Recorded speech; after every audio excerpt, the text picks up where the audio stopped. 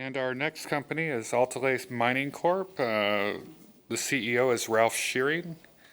They're exploring 2 high-grade gold and silver projects in Mexico. And welcome to the stage, Ralph. I'm short, so I'll put these down a bit.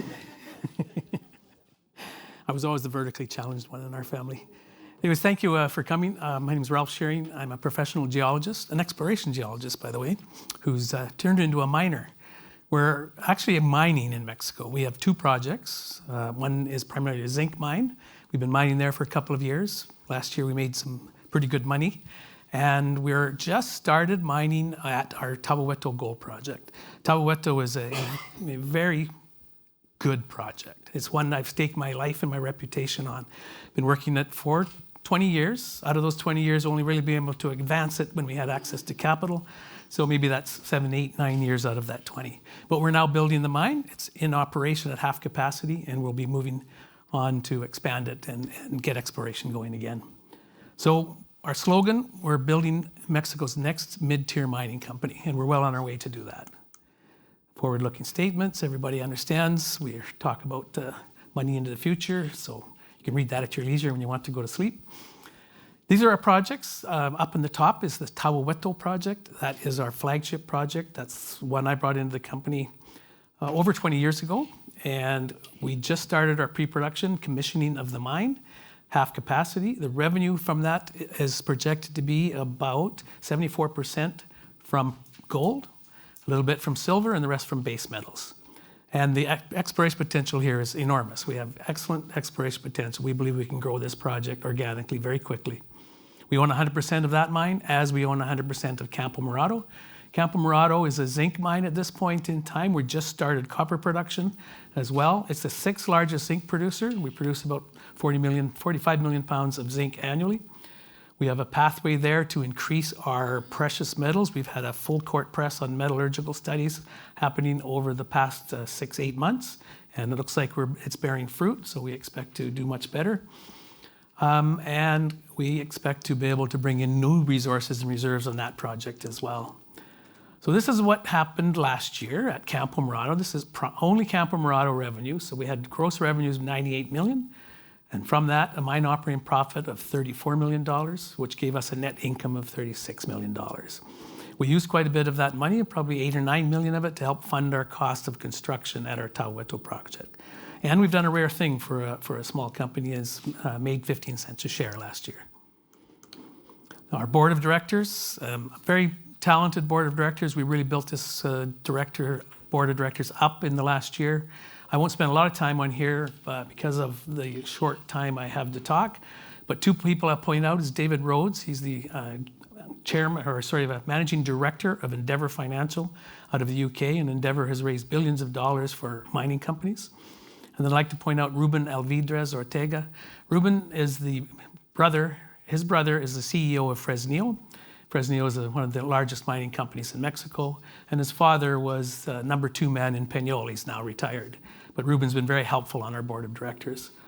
The other people on board cover all facets of a mining company, an exploration mining company, finance, legal, underground mining, exploration. So we're very well covered and lots of experience.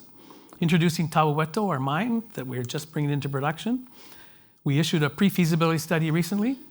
You can see there 3.6 million tons of proven and probable reserves at 2.55 grams per ton gold. It's got silver, lead, and zinc. And then M&I resources, 6.3 million tons. That includes the reserves. So just with proven and probable reserves, we have a 10.9-year mine life.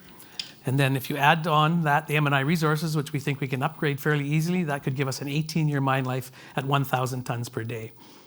All-in sustaining costs are projected to be about $855 per gold equivalent ounce. That's based on the pre-feasibility study.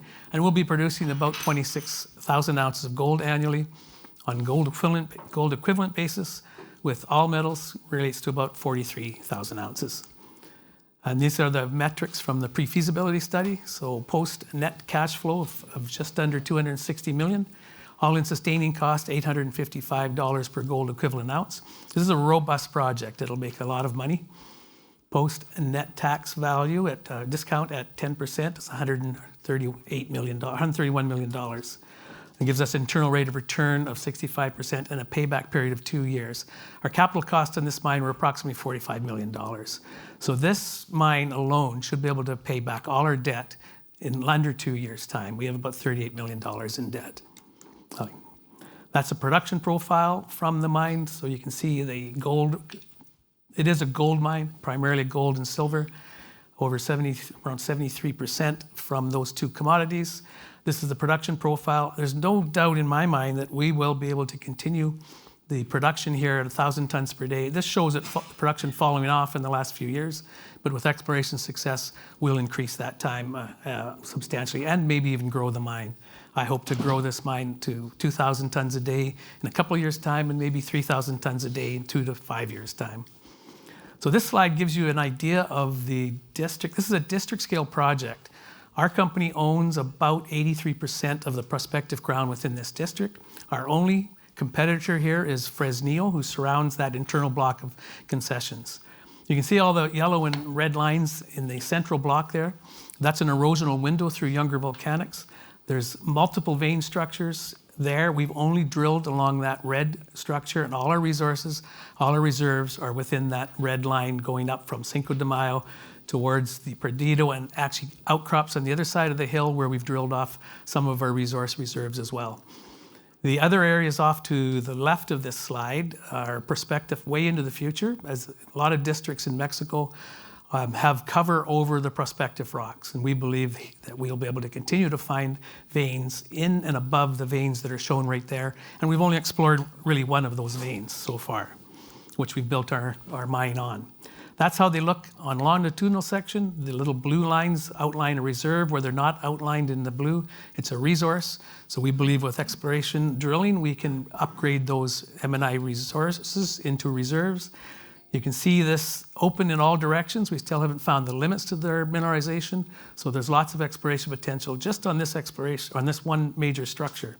Between Creston and Santiago, that area was not able to be drilled because there's too much overlying cover. We have drifted in 150 meters past the last known drill hole, and we're in mineralization all the way.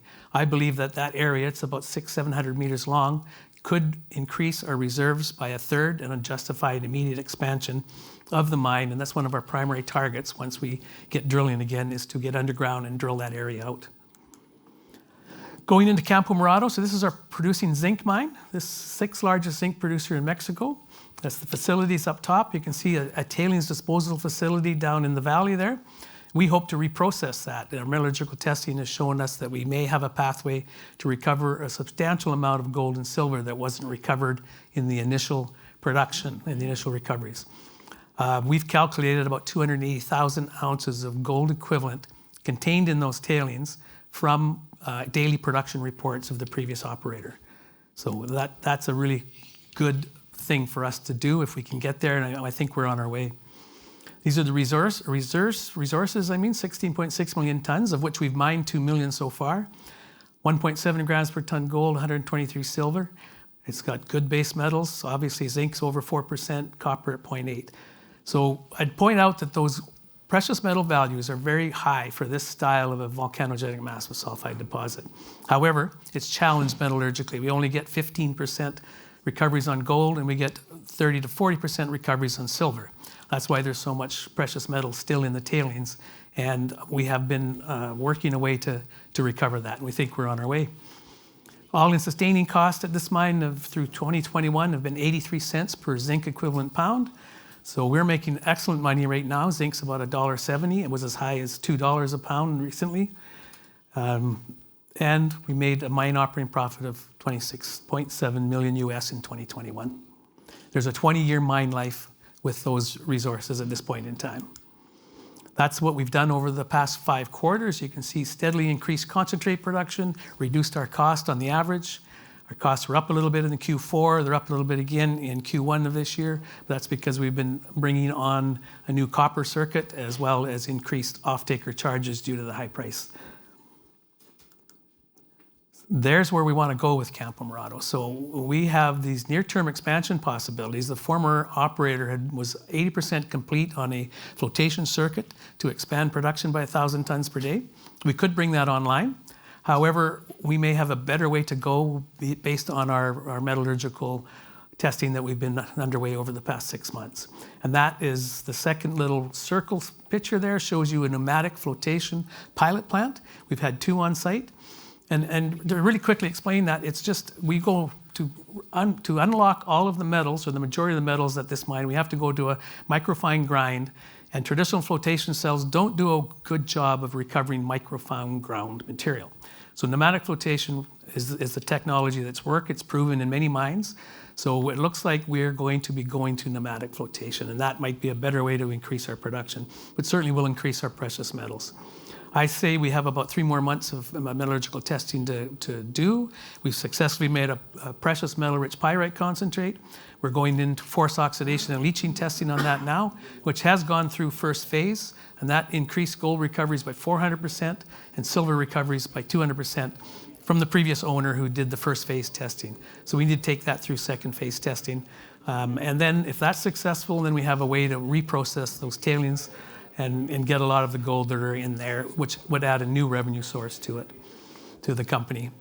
This project has a lot of exploration potential, so if we can get the drills turning again, we expect to bring in more resources and reserves and maybe expand this mine up into twice its size now. That's a long-term approach. That's 5 years plus, but we're going to give it a shot. We rely on exploration success.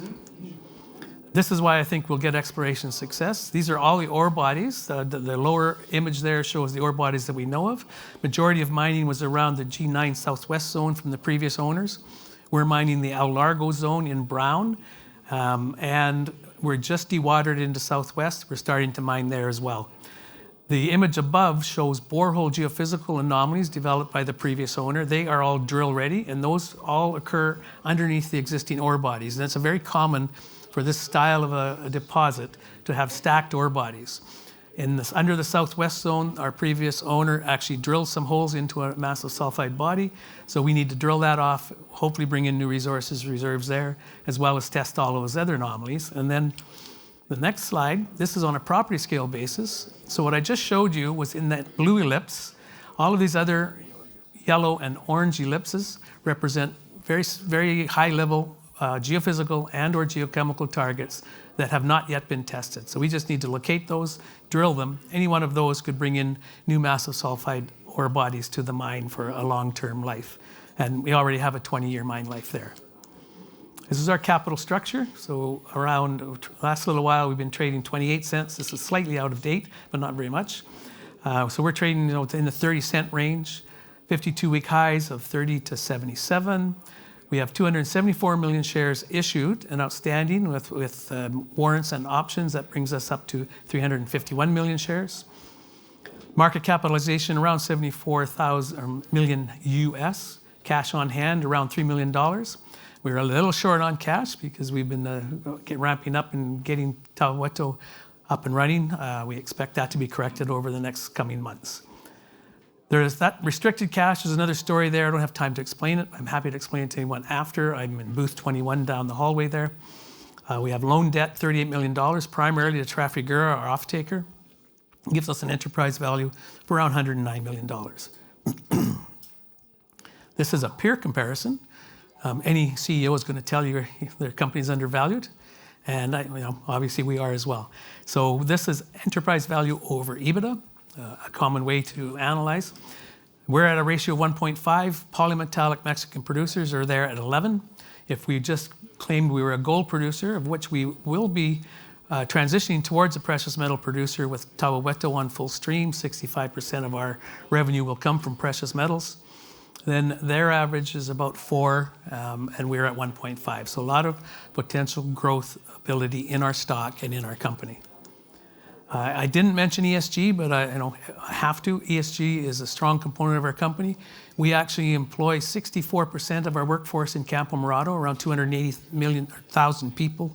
280 people working at CAMPO MORADO. 64% of that is locally, people who live in the area. We have good, strong training programs. At TAHUEHUETO, we hire locally as much as possible, and we are investigating solar power to reduce our carbon footprint on both of these projects. So that's my presentation. Quickly open up for questions. I think I have 1 minute left. before they kick me out. Thank you. Any questions? I couldn't have been that thorough. No? Okay, well, listen, if you want more information, I'm around for sure. I'm happy to talk, and thank you very much. Thanks, Kai.